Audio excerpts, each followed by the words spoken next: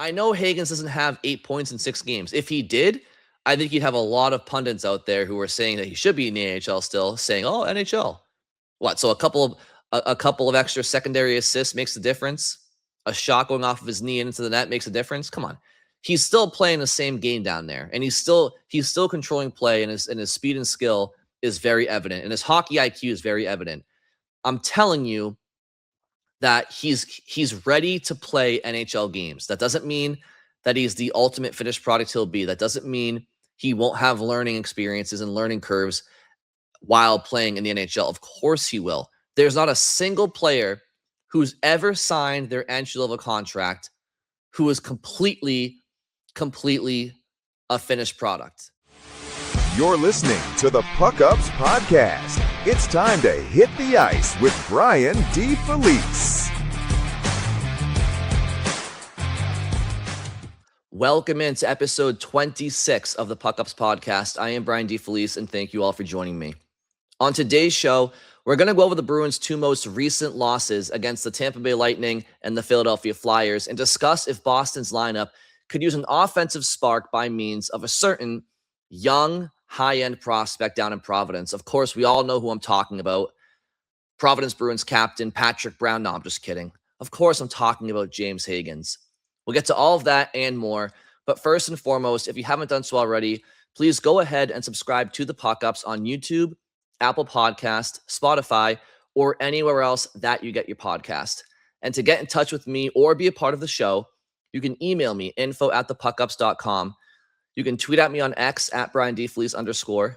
You can tweet at the show at the PuckUps, or you can leave a comment on YouTube, Instagram, TikTok, anywhere that the show has a social media account and post content. The Jekyll and Hyde Bruins are back, and it couldn't come at a worse time for Boston as they're trying to officially clinch their playoff spot in the Eastern Conference. And right now, they just seem hell-bent on making things as difficult as possible on themselves. All year long, Boston's been a streaky team. Dating back to October, where after the opening month of the year, their season was seemingly in the balance had it not been for a strong bounce-back month of November. Then they had a piss-poor month of December, followed by what was pretty much an unbeaten January. Then you had the Olympic break. For a month or so, Boston comes back. They're slow to get their game going, but they do finish the month of March 10-3-3, including winning 6 of 7 to end that month. And now here we are, 3 games into April, and Boston is winless. Hopefully, the 1 month on, 1 month off, 1 month on, 1 month off pattern that has been the Boston Bruins season does not continue any further into the month of April, because these are when games matter the most, especially if the Bruins are to make the playoffs. So albeit their 0-2-1 record in the month of April so far is a very, very small sample size. And the good news is Boston is still very much in the driver's seat to make the postseason, and we'll talk about that a little bit later on. But we'll start off with their game against Tampa Bay on Saturday. Now, Boston's key point of emphasis heading into this game was to right the wrongs that ailed them on Thursday against the Florida Panthers, a game in which head coach Marco Sturm said afterwards that the Bruins simply did not respect their opponent. Now, the Florida Panthers obviously are the 2-time defending Stanley Cup champions. They've been to the finals 3 years in a row, beating Boston twice in doing so and ending their season. So one may hear Marco Sturm say the Bruins did not have enough respect for the Florida Panthers and say, how on God's green earth could one not respect the Florida Panthers? Well, the obvious answer is that the roster on paper that Florida is icing is a far, far cry from the roster on paper that they have iced in any of the last 3 postseasons. They've been completely derailed with injuries dating back to the offseason, where they realized they would be without the services of their captain and best player, Alex Barkov, for the entire season. And the Panthers remain without Barkov as the Bruins hit the ice on Thursday against them. They were also without the services of Matthew Tkachuk for the first 2.5 months of the year. And they've been without Sam Bennett, Brad Marchand, Seth Jones, Aaron Ekblad, Sam Reinhart, Anton Lundell, Dmitry Kulikov, and others for long stretches of this season. And as the Bruins hit the ice on Thursday against Florida, the Panthers were without 9 regulars from their lineup. So a third of their roster on Thursday were the Charlotte Checkers.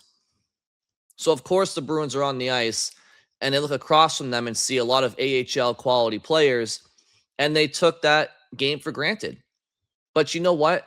You can't take any game for granted. There's a phrase in sports, any given Sunday, which obviously is in reference to football. That translates to hockey too, and especially the NHL in a hard cap league where the parity is probably better than any professional league going right now. And so anybody can beat anybody on any given day. You're playing a Florida Panthers team that's eliminated from the playoffs, that has a third of a roster or minor leaguers. You may think that's an easy win, but guess what? No, you're not playing against Sam Reinhart or Alex Barkov or Brad Marchand or Anton Lundell or Aaron Ekblad. The list goes on, right? Nico Mikkola, the Panthers were without. No, you're not playing against those very, very high-end quality NHL players. But you're playing against AHL guys that are trying to make the most of their opportunity, because a late season call-up and performing well could just mean making their career, being seen by a certain scout or coach that wants them in their NHL lineup going forward. So if you're playing against a team late in the season that's not playing for much, and they have players that are coming up in the minors, those guys are going to work their asses off. And Boston they were on their high horse against Florida. And head coach Marco Sturm called them out for it afterwards. So heading into Tampa Bay on Saturday, as I said, it was a key point of emphasis to not disrespect your opponent. And if the Boston Bruins disrespected the Tampa Bay Lightning, who's the top team in the Eastern Conference and one of the best teams in the NHL, I don't know what you're thinking. So there was no possible way that the Bruins were gonna overlook this opponent, because A, this opponent's better than the Bruins, and B, they should be learning their lesson from the Florida game. If there were reasons to potentially feel good about this game, if you're a Bruins fan heading in, is that Tampa Bay continues to be without the services of Victor Hedman, who I believe is on a personal leave of absence from the team, and one of their best forwards in Brandon Hagel, who did not play. He was injured in a recent game. So to Boston's credit, they did come out against Tampa Bay, and they had a really strong first 40 minutes, I thought. They were the better team. Shots were even in the first period. Boston had the 11-5 shot advantage in the second, and a 1-0 lead from Casey Middlestad, who continues to have a really strong season for Boston. He's a part of that really, really good second line for the Bruins. One of the best lines in hockey this year by many metrics. Very impressive. Those three, very impressive together. Victor Arvidsson gets his 27th assist of the year. Pavel Zacha his 33rd. And Boston has a 1-0 lead. Arvidsson with a nice play on the boards to find Casey Middlestat streaking down the middle. Middlestat beats Andrei Vasilevsky 1-0 Bruins. Interesting note heading into this game up front for Boston is that Morgan Geekie and Elias Lindholm, who had been playing with Lucas Reichel, played with Mikey Eyssimont, who drew into the lineup for Reichel. Now, this kind of parlays into a conversation we're going to have a little bit later on, but the moral of the story is there is clearly an opening right now in the Boston Bruins top 9, because neither Mikey Eyssimont, Lucas Reichel, or Alex Steeves have really grabbed full reign of any opportunity and made it impossible to take them out of the lineup. Now, I know that the game against Tampa Bay was the first of a back-to-back. In fact, the Bruins hit the ice twice in less than 24 hours because puck drop was 5:30 it was 5 or 5:30 in Tampa Bay, and then puck drop was 3:30 in Philadelphia on Sunday. So when you factor in travel, just an insane back-to-back for the Bruins. I mean, that's not I'm sure that the Bruins are feeling the fatigue and the both in terms of physical and mental. This is a pretty brutal road trip for the Bruins right now, especially when you talk about the competition that they're playing. So Mikey Eyssimont draws into the lineup, and that line of Eyssimont, Geekie, and Lindholm, I don't know. Did anybody else notice them? I didn't. Certainly not in a positive way. I don't think Eyssimont had a bad game. I mean, he was fine. He didn't really do a whole ton. I thought Geekie had some moments. I did think Geekie had some moments, but by and large, it just, it didn't really jive. And there were some interesting comments that Marco Sturm had after the game we'll get to shortly, because he did make some lineup changes for Sunday's game in Philadelphia. But yeah, I thought the Bruins had a strong first 40. They did. They were the better team. But something happened. Something happened in the third where they just let their foot off the gas. They let their foot off the gas, and Tampa Bay outshot them 10-3 in the third period and completely outplayed Boston. They tied the game 1-1 on a play where, listen, we'll give credit to the Bruins second line constantly for how well they've played, and they were the only forward line to get Boston on a scoreboard in this one, but they also were on the ice for both Tampa Bay goals. So we do have to mention that. In the first one, you had three forwards kind of stuck down low in the offensive zone, and Tampa Bay gets an odd man break where Charles Edouard Dastus, try saying that one 10 times fast, for Tampa Bay, one of their defensemen, didn't really know much about him heading to this game, and I kind of liked the way he played. He was a physical defenseman, played pretty simple, but he joins the rush, gets a broken play from Oliver Bjorkstrand, and he gets two whacks at a rebound. Boston was just late coming back. They were not strong in coverage in front of their own net, and Tampa Bay ties it 1-1 pretty early in the third period. I think it was like the first 5 minutes. And you kind of saw this one coming because Boston started the period flat. You enter the third up 1-0. 2 points goes a long way for Boston in this one to solidifying their playoff positioning, or certainly solidifying that they're going to be a playoff team. And even as we currently speak, where Boston has lost 3 games in a row, 2 of them in regulation, they still have a 97.8% chance of making the playoffs. So again, their destiny is still in their hands. But in terms of taking points out of a game that you should, when you've been the better team through 40, it was a completely missed opportunity. But we fast forward a little bit later into the third period where it's still 1-1 and just over 5 minutes to go in this game. Boston's in good shape to at least come away with 1 point. And I talked about Jeremy Swayman on the last episode about how he can be an X factor for Boston in the postseason should they qualify. And he has been a very, very strong goaltender for them. And players, they definitely are allowed to make mistakes here and there. And this was a mistake by Jeremy Swayman.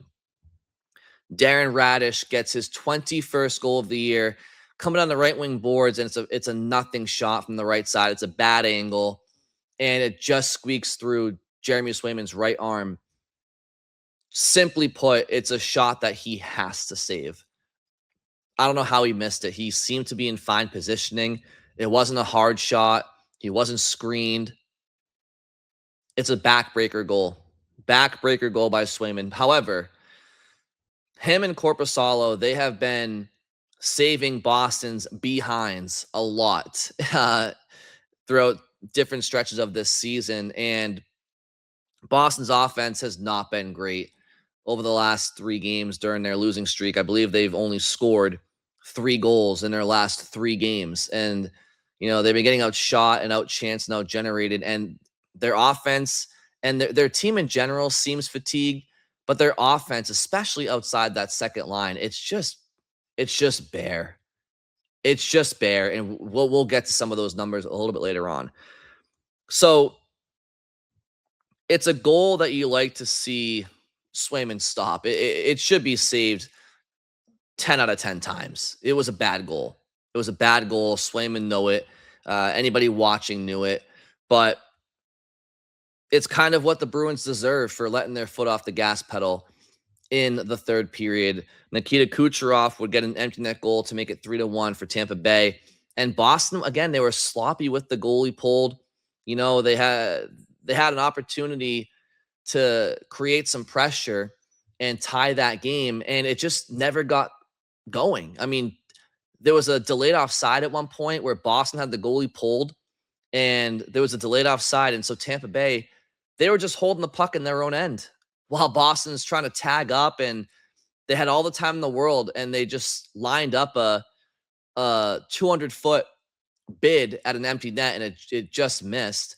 And Boston regained possession, and they just never got their forecheck going. They didn't have any determination. They had no desperation level in that third period. I don't know what it was, because, you know, to be honest, the Philly game on Sunday, at least you could sit there and say, well, you know what? They just played Tampa Bay less than 24 hours ago with travel. So obviously Philly, who was at home waiting and was playing their biggest game of the year, probably their biggest home game in 5+ years for Philadelphia, it made sense that Boston would probably lose the war of attrition in the battle of energy against Philly. But you played Florida on Thursday. You had all Friday to rest up and be motivated for what was a very lackluster performance against Florida. So you have a great first 40, and now you just give up? A 1-0 lead is something to sit back on? No, come on. And again, I think there's more to it than just fatigue. I think that this Bruins lineup right now, and I know it's the lineup they've had all year, but when you have certain guys that you're counting on to produce offense in 16 plus 17 game goal droughts, and you have other players that the Bruins bottom six has just not really been producing much of anything. And again, we'll get to these numbers, but Boston did have pretty good depth scoring for most of the year. And right now they're not getting depth scoring. They're getting scoring pretty much from one line and then David Pastrnak. So disappointing finish for the Bruins to not clamp down and solidify the win. I believe it was their first regulation loss all year when leading after 40 minutes. So not a great loss for Boston.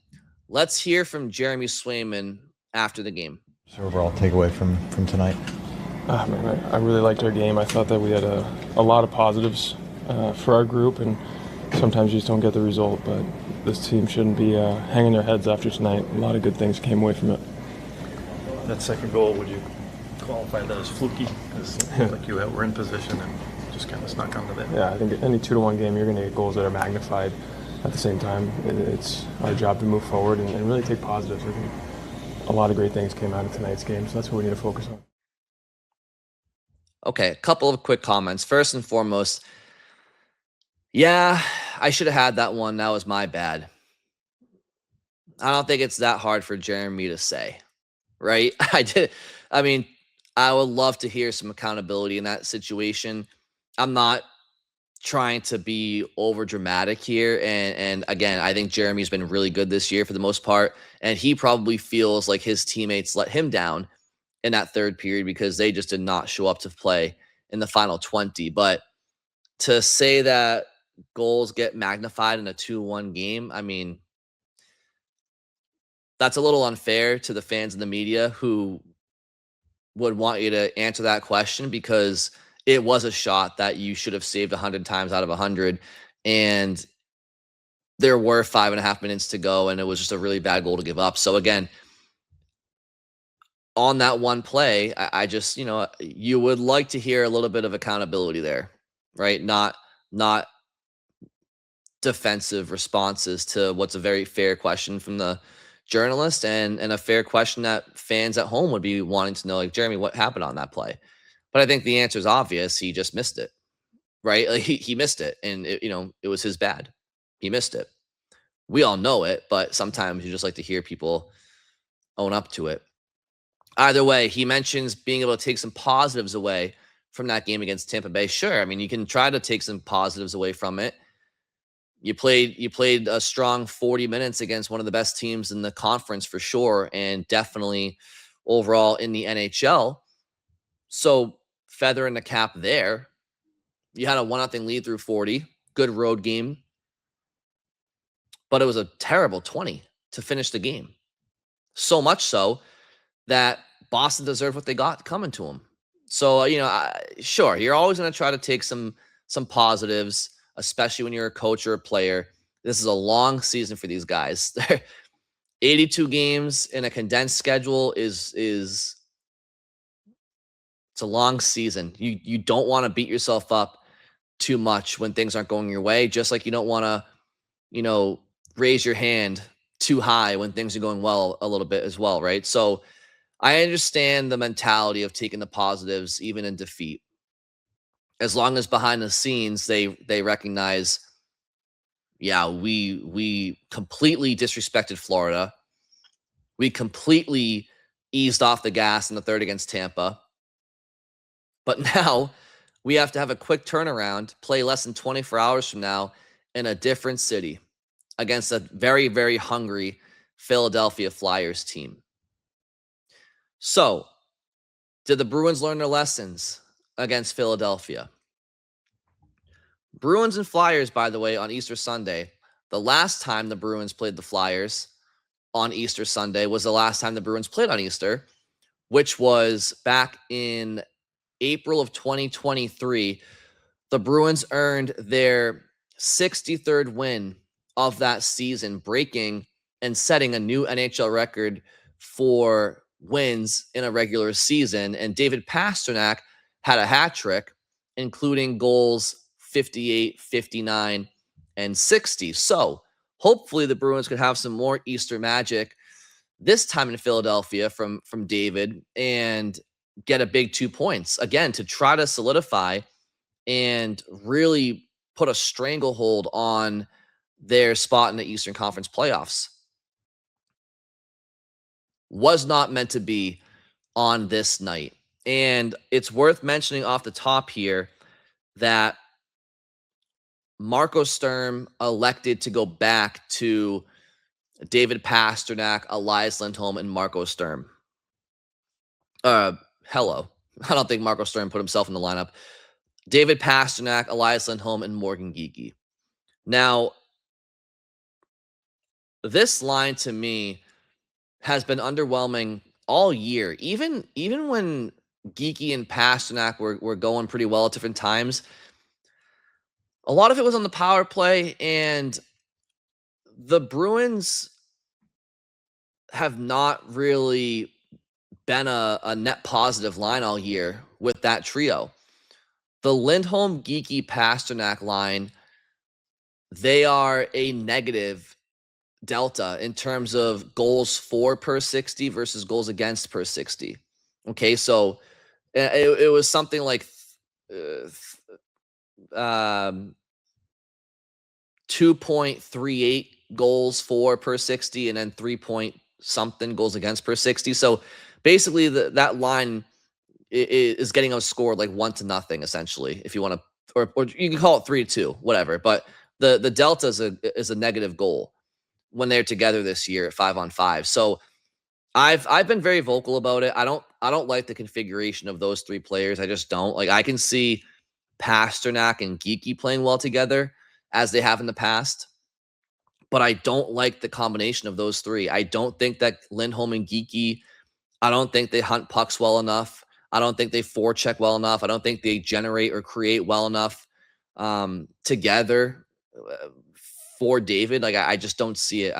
And my main gripe there is Elias Lindholm. I don't see it. Pastrnak, Minton, and Husnudinov in their stretches together at 5-on-5, they've been the Bruins' second best line at 5-on-5 behind the second line of Zacha, Arvidsson, and Middlestad. And so I think the proof is in the pudding at this point in the season that at least Fraser Minten should be playing with Pastrnak, not Elias Lindholm. And for the record, I think Lindholm and Geekie suck together. I don't think they're a good combination. I just don't. They're combined. They're not. Neither one of them is fast. Neither one of them is a good one-on-one player.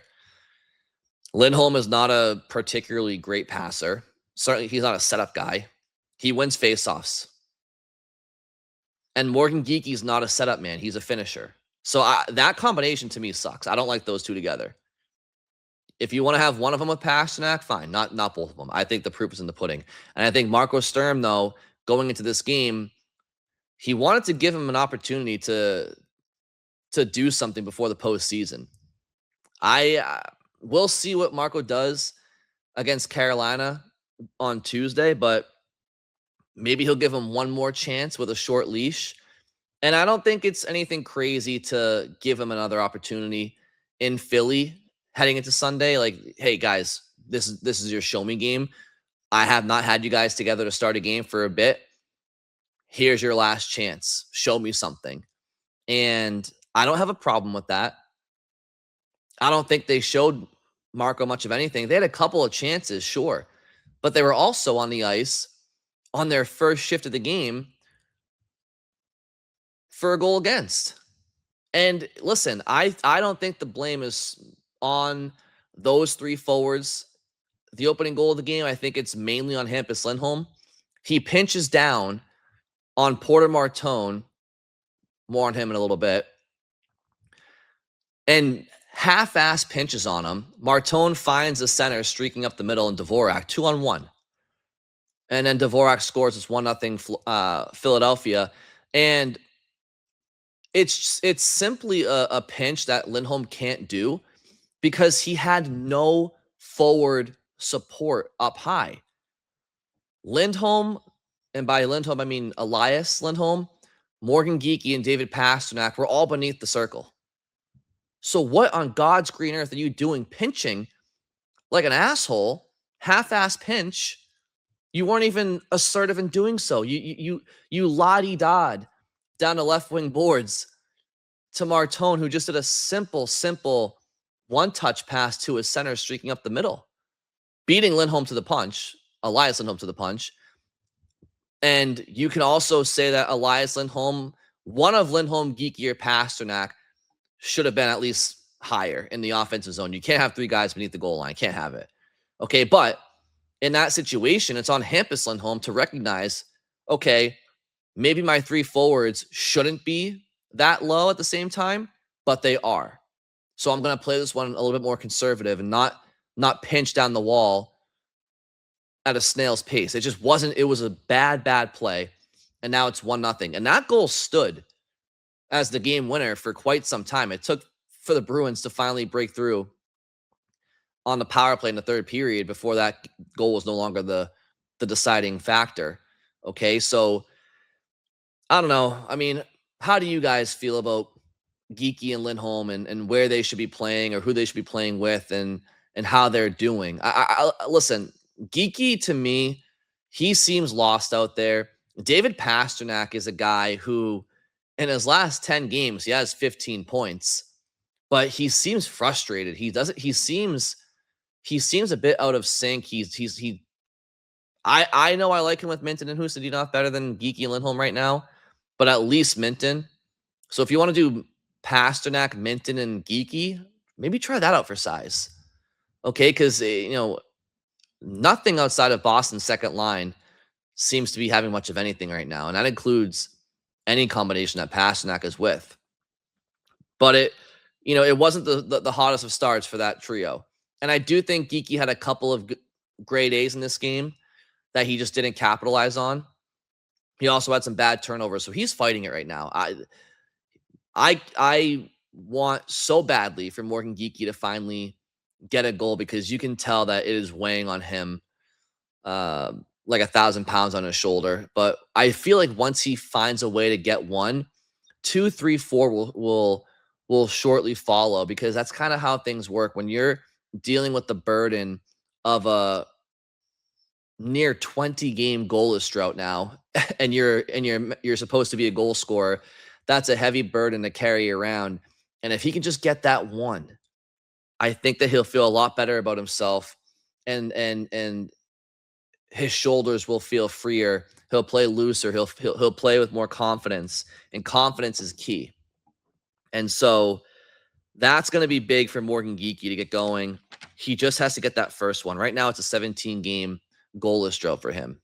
Okay, so obviously he still leads the Bruins in goal scoring, which goes to show how well he played the first half of the year. But right now, you want to look at why Boston's offense has dried up lately. Well, you're not getting any goals from your top goal scorer for the last near 20 games. That's a big reason. And I know he knows that, and that's probably why he's feeling the pressure he's feeling. But then how about David Pastrnak? Like, Pasta's got 29 goals this year. He's a 50 goal guy. He's had 60 in his career at one point as well. He's more than capable of scoring more goals than he's got so far this year. However, at the same time, he does have 68 assists. So I'm not going to harp too much on that. But if Geekie's going to have a near 20 game goal drought, you need Pasta to probably step up a little bit more in the goal scoring category. I do think he's been a little bit too passive. I love the assists. I appreciate the assists. You don't get goals without assists. So I'm not trying to take away from that. But if we're going to talk about David's goal scoring, we all know it's been down a little bit this year. And I'm sure we all have our theories behind it. But the reality is if Morgan's going to be going nearly 20 games without a goal, you need David to have more than whatever he's had in that same stretch, 3 or 4. He just needs to have more. Otherwise, you're gonna struggle. I mean, if your two top goal scorers aren't scoring goals, you're gonna struggle. Any team's gonna struggle. Okay.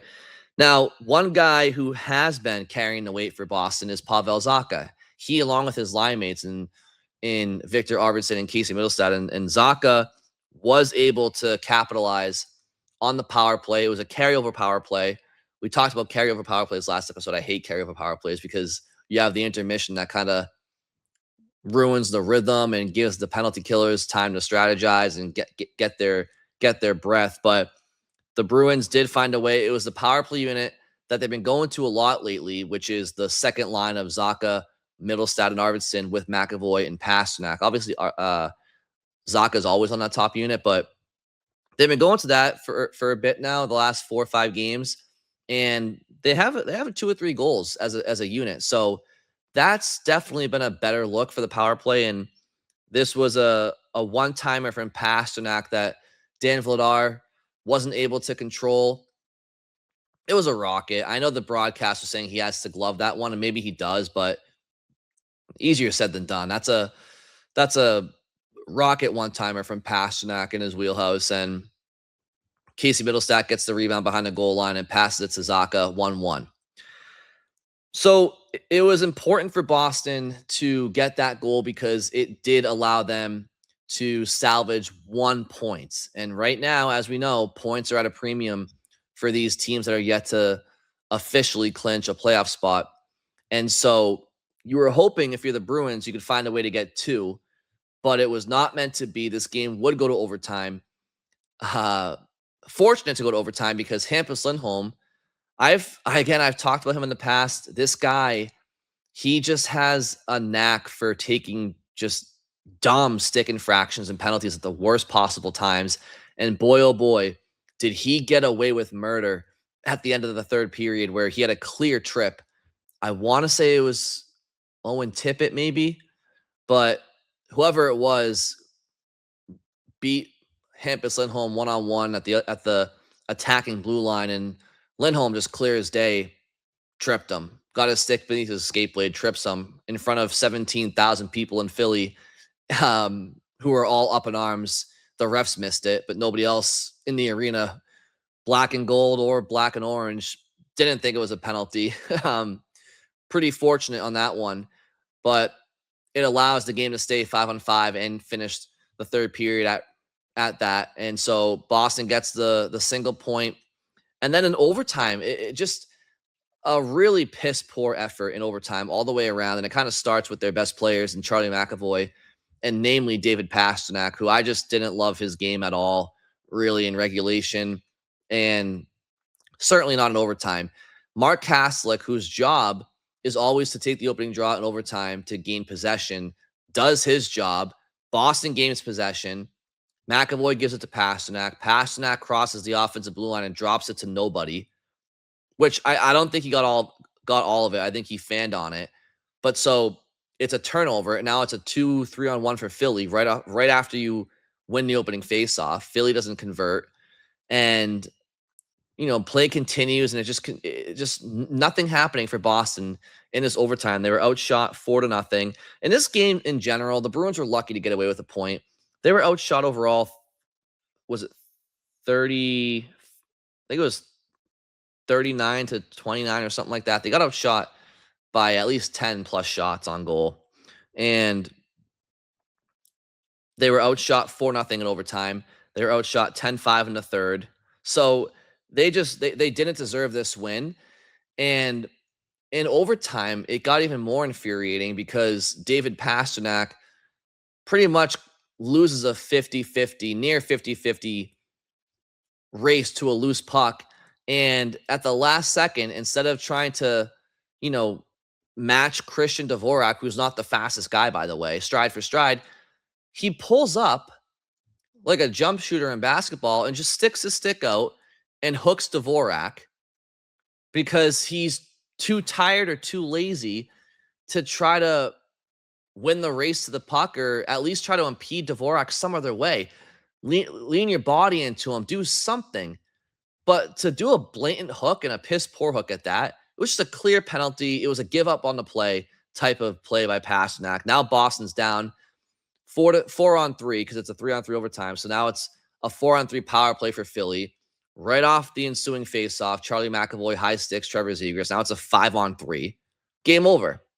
Game over. And it's Porter Martone, who just signed his entry-level contract. His college season ended after BC's season ended, by the way, because Michigan State they qualified for the national tournament, whereas BC did not.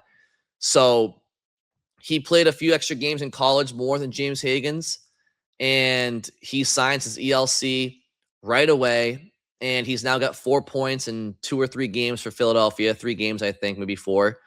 And he has his fingerprints all over, ironically enough, the game against Boston, where the Bruins do not have their number 1 overall or their first rounder, number 7 overall pick in the same draft as Martone with the big club. He's down in Providence. And I have some thoughts on that. We'll get to it.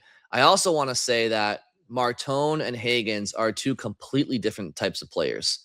Okay. And Martone is like 6 foot, 3'4", 200 plus pounds. Hagens is 5'10", 190. Like, they're totally different players. One's a power forward, one's a finesse forward. But, is Porter Martone, is his game completely as polished as it's going to be when he's in his prime?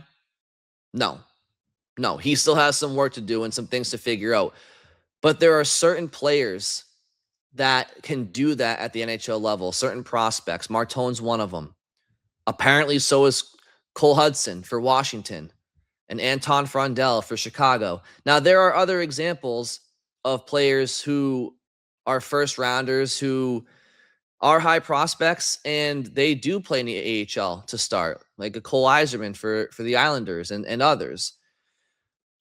But Porter Martone is an example of a player who is ready to at least start to learn at the NHL level, and he's making an impact and a difference for his NHL club right now.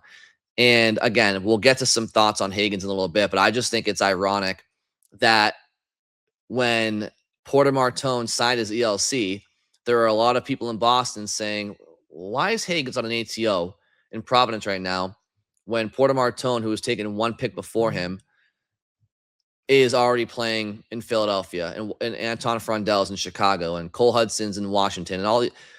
Now, Cole Hudson obviously was drafted a year prior, but point still stands of when you have a prospect that is capable of playing at the NHL level, even if they're not a finished product yet, why are they not there? And so it's against Boston, of course, that Porter Martone, and you knew that was going to be the case. You knew when the Bruins were playing the Flyers at home, Boston's on the second of a back-to-back. They played 2 games in less than 24 hours. You knew Porter Martone was going to find a way to make his impact on this score sheet, and that's exactly what he did. So Philadelphia gets a huge win for themselves for their playoff hopes. The Bruins do get the single point, and they now have a 97.8% chance of making the playoffs still. Let's go to David Pastrnak after the game and hear what he had to say. Situation, but down the stretch, important points, however you can get them. Yeah. I mean, it's tough to be positive right now. Obviously, trip's going tough. Not getting the wins, not playing good hockey. Offense a little struggling, so we just need to turn it around. Getting shots alone doesn't always mean much, but it's been hard for you guys to get a volume of shots. Is that just where you are in the year, or overthinking it, or? I mean, pretty much this whole trip, we not scoring many goals. So maybe the shots there, we just need to get more grittier, I guess. Go more to the net, and start scoring some goals. We can rely on our goaltender every night, so it's going through a tough stretch. But again, we've been through so much together as a group, and we need to stick together. And it's getting down to the wire, and need to turn this trip around. We have one more chance. Yeah, and that one more chance comes against the Carolina Hurricanes, which again is not an easy game. So the Bruins, listen, they have a 97+% chance of making the playoffs. That's great with 4 games to go. Good thing that they do, because this is not an easy schedule. You got Carolina, you have Tampa Bay again, you have Columbus again, who's fighting for their playoff lives, and then you got a game against New Jersey to end the year. Hopefully the Bruins have clinched by then. But David mentions not having to rely on their goalie every night, and that's exactly what the Bruins have been doing as of late. I want to read off for their forward group player point totals in their respective last 10 games. Mark Kastelik, 0 points. Sean Kuraly, 0 points. Tanner Jeannot, 0 points. Alex Steves, 2 points. Now, he obviously has been out of the lineup a lot recently, but in his personal last 10 games, he has 2 points. Mikey Eyssimont, 3 points. Lucas Reichel, 3 points. Fraser Minton, 4 points. Murat Husnudinov, 4 points. Morgan Geekie, 6 points, 0 goals. Elias Lindholm, 7 points. Casey Middlestat, 8 points. Victor Arvidsson, 13 points. Pavel Zacha, 14 points. David Pastrnak, 15 points.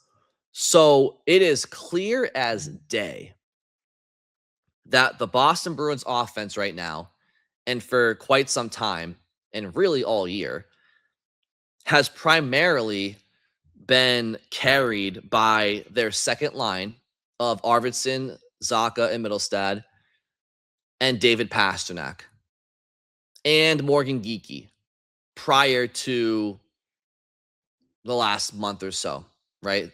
I mean, Morgan Geekie, to his credit, he's still second on the team in point scoring, and he's still their leading goal scorer. So to not include him in the reasons as to why the Bruins are where they are right now is disingenuous. But certainly as of late, it's been Pastrnak and it's been the Bruins' second line. Where would they be without the Bruins' second line? Because as much as I love what Sean Kuraly brings from a leadership perspective, and I think for the most part, he's a fine fourth liner. Don't have any problems with him. And I really do like what Tanner Jeannot has brought to Boston's lineup this year in Mark Kastelik. I think he's a good role player. And we're certainly not expecting a ton of offense from those guys in their roles. But still, to have goose eggs for that entire line over their last 10 games, it's not good enough. You have to have at least a couple of points in there somewhere. Steves, Eyssimont, Reichel, in their last 10 games, 2 points, 3 points, 3 points. Those are the guys that, for the most part, are blocking a James Hagens from being in Boston right now. Because again, I truly feel that if Lucas Reichel did not have a couple of good games with Geekie and Lindholm right when Hagens' season ended, I think Hagens would have had a clearer path to playing in the NHL upon his college year ending. I do. And I think Reichel playing well for a couple of games bought the Bruins some time to send James to Providence. And I don't think that was a big deal. I think that was fine. That's fine. Okay. But to me, it's pretty clear cut. I know James Hagens has not been lighting the world on fire down in Providence in terms of production. Okay. He has a goal and 3 assists in 6 games. But I promise you when I say he's playing far better than the numbers would indicate. People want Hagens to have 10 points in 6 games before calling him up. They want him to be a point per game guy, at least 1.5 per game guy. Listen, and I understand why that may feel like the threshold that somebody has to do. You have to be killing it in the minors if you want to get called up to the big club. I don't disagree with that entirely. But here's the problem. What does scoring a point per game or more in the minors, what does that indicate to somebody watching? Well, that probably indicates that they're the best player on the ice because they are scoring the most points. The problem I have when people say, oh, he's only got 1 goal in 6 games. He's only got 4 points in 6 games. Well, what you're kind of insinuating there is that he hasn't been the best player on the ice during those 6 games. And I'm here to tell you that from what I've seen, and I've watched nearly every shift of his since being in Providence, I don't think that there's many, if any, Providence forwards who have been better than him down there since he's been on the team. I think Matt Poitras plays a solid game. I have been watching Poitras closely too. I think Maddie's been playing good hockey down there. Okay, I think he's been good. I know Riley Tufte had a hat trick recently, but you can't tell me that Riley Tufte is skating and dictating play the way that James Hagens is 19 years old. Hagens, I promise you, despite the lack of point per game production right now, he's playing better than what that would indicate. He's controlling play a lot. He's setting guys up, and people aren't finishing their chances. People aren't even. I mean, last game against Rochester, he had a couple of breakout passes right up the middle to Patrick Brown on one situation, and it's right on Brown's tape, and it goes under a stick and it goes back into Providence's end. Well, that at the NHL level, that's a clear breakout. That like that's a clear breakout, and you're going in transition. There's little things that happen on the ice that it's not James's fault that it's not connecting. He's doing what he's supposed to do. And people sit there and say he needs to be dominating down there. Okay, he's definitely had some times where he's turned the puck over and some moments of rookie tendencies. I'm not saying that there haven't been those. But just because you're the best player and have the best skill down there, it doesn't mean that you're going to necessarily dominate in your first 5 or 6 games and have a point or a 1.5 per game, because you're not the only guy on the ice. Like, you're not out there playing by yourself. Like you're playing. I know it's obvious, but like there's other guys out there that are they're not executing on certain things, or the skill level is just not the same. They don't think the game the same way. You could my point is you could put Fraser Minton down in Providence right now, and he might not have a point or a 1.5 per game down there because there's other factors at play. There's other guys, other teams, other teammates of his. You can't control everything when you're out there. You can only control yourself, right? So if you're a teammate out there, can't get the puck out, and you're heading in your zone, are you not the best player? No, your teammate didn't get the puck out. What are you supposed to do about it? You can only control so much when you're out there because you have to stay in position. You can't just go rogue. So it's not always as simple as, oh, if you're the best player, you should be having a 1.5 per game. It's not always that black and white. Now, I do think he could benefit from a Calder Cup run with Providence. I'm not saying he can't, but what I'm saying is there are certain prospects who don't necessarily need the AHL to develop, or the AHL for a long time, or even at all. Certain prospects have the IQ, speed, and skill to develop at the NHL level on the fly because they're that good and they're that good of a talent. I'm not saying James Hagens is the next Connor McDavid or the next Macklin Celebrini. I'm not saying that at all. But if Mikey Eyssimont, if Alex Steves, right, if Lucas Reichel, if these guys are playing at the NHL level, I'm telling you, so can James Hagens. And the reality is, I think Hagens could play NHL games right now, and the Bruins need a spark. I just listed off all of the guys that have little to no points in their last 10 games. Kastelic, 0. Corrali, 0. Jeannot, 0. Steves, 2. Eyssimont, 3. Reichel, 3. Minton, 4. Kuzi, 5, 4. Like, now I'm not calling for Kuzi and Minton to not be in the lineup. Of course they should be in the lineup. I'm just saying the Bruins aren't getting a ton of offensive production right now from anybody outside that second line. And I do think that James Hagens' skill, speed, playmaking, and hockey IQ, I do think would benefit this Bruins lineup right now. I'm not saying that they'd win a cup. Of course not. The Bruins are not Stanley Cup contenders. We all know that. And James Hagens is not a finished product. We all know that. But here's the thing. Everybody who keeps saying, well, play in the Calder Cup playoffs and then be ready to go next year. You know what? Why are we valuing the Calder Cup playoffs over the NHL playoffs? Can anybody watching right now guarantee to me that the Boston Bruins are going to be back in the playoffs next year or the year after or the year after? Let us not forget, we talked off the top about the Florida Panthers. They will be right back in the playoffs next year when they're healthy. They are not going to miss the playoffs the second year in a row. That Florida Panthers team, in my opinion, is still the best team in the Eastern Conference and one of the best teams in the NHL, if not still the best team, if and when they're completely healthy. So does anybody listening or watching think that if they're healthy, the Florida Panthers aren't back in the playoffs next year? Because I think they are. Does anybody listening or watching think that the Tampa Bay Lightning won't be back in the playoffs next year? Because I think they will be. How about the Montreal Canadiens? One of the bright young teams in the NHL. They're in the postseason for the second straight year. Anybody think it won't be a third next year? Because I do. I think it'll be a third year next year. How about Buffalo? Buffalo, again, tons of young speed, skill, youth, guys in their prime, hitting their stride. They finally make the playoffs after a 13, 14-year drought. I think Buffalo could very well be in the playoffs again next year. What about the Toronto Maple Leafs? Could they have a bounce back year?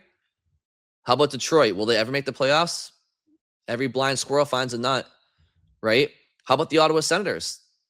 They're right now trying to make the playoffs for the second year in a row. You think next year they'll be back in the race? Of course they will be. The Boston Bruins, listen, do not take for granted the fact that they're in the postseason this year, or at least looking like they will be. Because even though they might not make the Stanley Cup Finals, or they're obviously not a Stanley Cup contender. You never know what can happen, obviously, if you make the dance. But nobody's expecting the Bruins to go very far in the postseason, maybe a round, maybe two. But what's wrong with giving James Hagens that experience? Because you can't guarantee he'll get playoff experience next year with Boston because the Bruins might not make the playoffs or the year after. You just don't know. The parity in this league is too strong. You can't predict that. But what we can say and what we can predict is that the Bruins will probably make the playoffs this year. And by probably, again, a 97.8% chance with 4 games to go. They're making the playoffs, barring a colossal all-time collapse. Also, what's wrong with James Hagens playing in the NHL for a couple of games this year, for a couple of regular season games, maybe a playoff series or two, and getting that firsthand experience of, oh, so this is what it's like. This is how fast the game is. This is how physical it is. This is how structured it is. This is how demanding it is. This is how hard it is to score, how hard it is to make plays. What's wrong with him having that knowledge during a full off season of training? Wouldn't you rather him see what it's like at the NHL level and in the NHL playoffs over the AHL playoffs, if James Hagens doesn't play in the NHL this year, he's going to have that question on his mind all off season. What's it like? What's it like to play in the NHL level? Everything's going to be a first next year. Everything's going to be a first. Why not get it out of the way now? Why not get those firsts out of the way now? And again, if the Boston Bruins were a juggernaut and 1 through 4, they were set, and James wasn't showing that he could play at the next level in the minors right now, then sure, play in the minors for the Calder Cup playoffs and have a great off season, come back and try to make the team in the fall. That's not what's happening right now. I know Hagens doesn't have 8 points in 6 games. If he did, I think you'd have a lot of pundits out there who are saying that he should be in the NHL still, saying, "Oh, NHL, what? So a couple of extra secondary assists makes a difference. A shot going off of his knee and into the net makes a difference." Come on, he's still playing the same game down there, and he's still controlling play, and his speed and skill is very evident, and his hockey IQ is very evident. I'm telling you that he's ready to play NHL games. That doesn't mean that he's the ultimate finished product he'll be. That doesn't mean he won't have learning experiences and learning curves while playing in the NHL. Of course he will. There's not a single player who's ever signed their entry-level contract who is completely a finished product. There's still developing that has to happen at the NHL level. No matter how old you are when you sign your ELC or how old you are when you have your NHL debut, there's no practice, there's no development for the NHL like the NHL. You have to be good enough to get there. You can't just walk onto an NHL roster if you don't have the speed, skill, and IQ to be at that level. But Hagens does. So personally, I think it checks all boxes. I think he's shown that he can make plays in the pros. He has more speed, skill, and IQ than anybody he's playing with down in Providence. And the Boston Bruins need a boost because their main club right now is floundering at the wrong time. And they have no chemistry right now outside the second line. They have a bunch of guys battling through slumps and frustrations, and they're counting way too much on their goaltenders. And I'm not saying that James Hagens would come in and be a savior, but he's a long-term player for your organization, and he's showing that he is at least ready to start learning at this level. And you know what? He has peers in the league that are sure they're in the minors right now. He also has peers in the league that are at the NHL level, and they are making a difference right now. And I'm telling you, James Hagens could make a slight difference for this Bruins team right now. And I actually think that it would be best for his development to get experience at the NHL level this year at some point, because he's not going to have those questions of what's it like. He's going to know what it's like. And he's going to be able to train for it and prepare for it for the entire offseason. Not every prospect I'd be saying this about. In fact, no prospect I'd be saying this about. Matt Patra could play NHL games right now, but he's not. There's no spot for him at center, and he's not a winger. James Hagens can play the wing. It's where he's starting. Okay, so I think the Bruins need to do it. I don't think they will. I will go on record right now. I will be surprised if the Boston Bruins call up Hagens this year if the Bruins are healthy. I think it's the way that they operate. But I disagree with it. I disagree with it with this current prospect based on his skill set, what I'm seeing from him, and what I'm seeing, more importantly, from the NHL roster right now, or what I'm not seeing from the NHL roster right now. There is a spot up for grabs. It's tough for that kid to see that spot up for grabs, knowing he can make a difference. Not a Stanley Cup championship difference this year. No one's saying that. But he knows that he can make a difference. He knows he's better than Alex Steves. And he knows he's better than Mikey Eyssimont. And he probably thinks he's better than Lucas Reichel too, which I don't know why he shouldn't think that, especially long-term. He's looking at this Bruins team that's struggling to score. And I know Hagens is not killing it down in Providence in production. I get it. But last game against Rochester is a perfect example. In overtime, the Providence Bruins, they lose the opening faceoff, and then the Rochester Americans hem them in their own D zone for 2 or 3 minutes of overtime. They have 3 separate line changes while the Bruins can't get off the ice. This is all before Hagens even has a shift. Finally, Hagens gets out there for a shift in overtime. He generates and creates a 2-on-1 opportunity with the game on his stick, and Matt Pastrnak goes off sides. So, I mean, you had an opportunity to win the game, and a teammate goes off sides. If he scores there or gets an assist, well, now it's 5 points in 6 games, and it's almost a point per game. Like, you know what I mean? So don't look too much into the points, because I'm telling you, he's playing better than what the production's saying, and the Bruins could use him. Now, right now, the Bruins don't play until Tuesday. It's in Carolina, so they play tomorrow in Carolina, but the Providence Bruins don't play until Friday. They play Friday, Saturday, and Sunday. So if they're going to call up Hagens, I don't know if it's going to be right now because you have no practice time. Are they going to call him up and send him right to Carolina? I don't think so, right? So he also doesn't have a game for Providence until the weekend. So maybe the Bruins call him up after Carolina and let him get a couple of practices with the Bruins before they play Tampa on Saturday. If they were to call him up, I think that's probably what they would do at the earliest, right?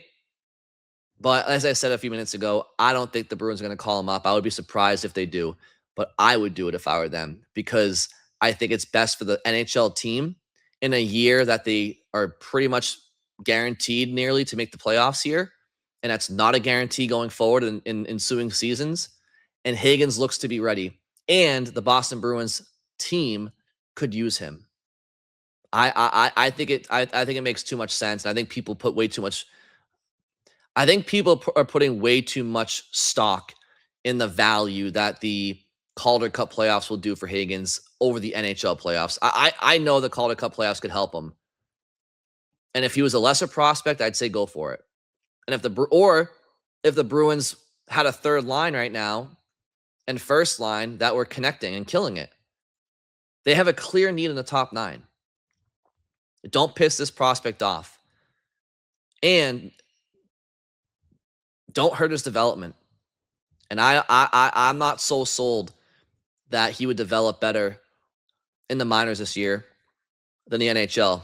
For the reason I said earlier, I think there's actually more benefit to Hagens having an off season where he felt the speed and the demanding nature of the NHL.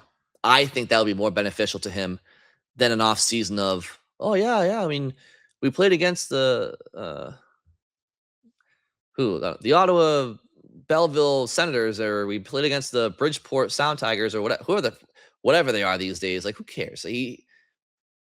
I'd rather him know what it feels like to play against the Tampa Bay Lightning and then have an off season. What's the worst that can happen? His confidence will get shot? No. Hagens knows that he's raw. You think if James Hagens goes into a first-round series against Tampa Bay or Carolina and doesn't kill it, that he's going to think he's not going to have a good NHL career? No. He's going to know that he's a rookie in his first couple of games against some of the best teams in the NHL. Give the kid a vote of confidence. I know you want people to earn it, and I think there's merit there. I think he's played well in his 6 games in Providence. But what do I know? Thank you all very much for listening. Enjoy Bruins Hurricanes on Tuesday, and I will talk to you next episode.